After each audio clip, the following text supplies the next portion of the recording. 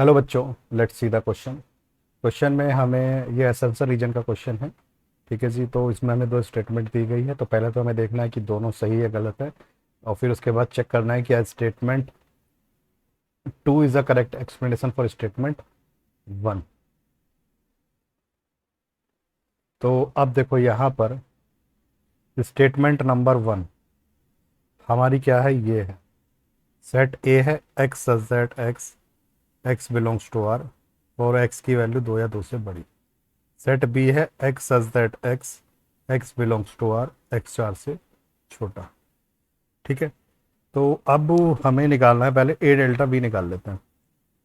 ए delta B, तो A delta B A minus symmetric difference of A and B, तो A minus B union B minus ए।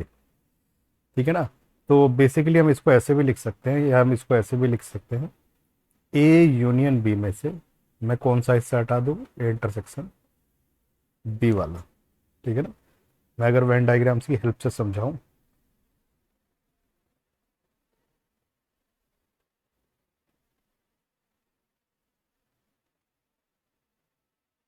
तो हमारा ए delta B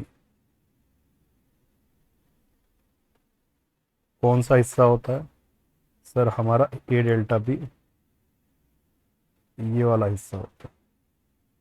ये set A है, ये set B है। ठीक है। तो ये होता है हमारा ए यूनियन बी में से ए इंटरसेक्शन बी हटा दो। ठीक है। अब हम इसमें अगर देखें तो ये इंटरवल की फॉर्म में लिखा है, तो एक काम करता हूँ, मैं नंबर लाइन ड्रॉ कर लेता हूँ।